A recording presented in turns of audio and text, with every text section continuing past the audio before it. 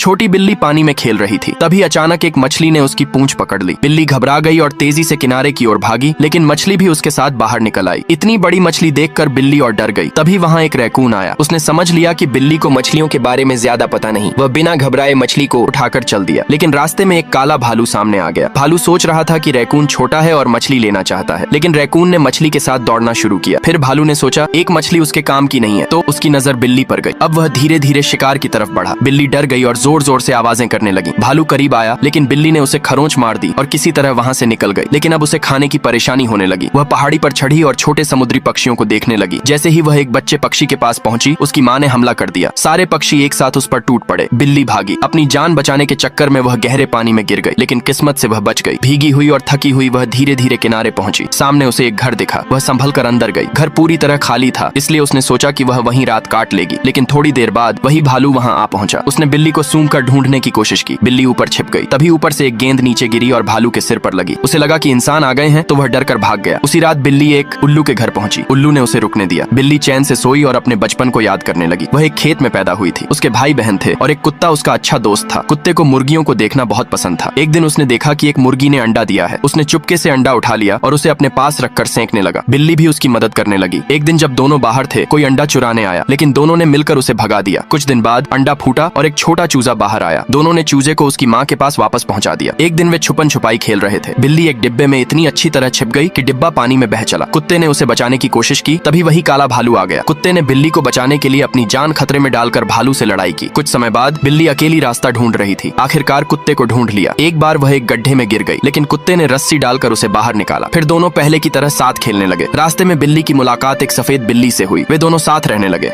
कुत्ते को अकेलापन लगा और वह वहां से चला गया।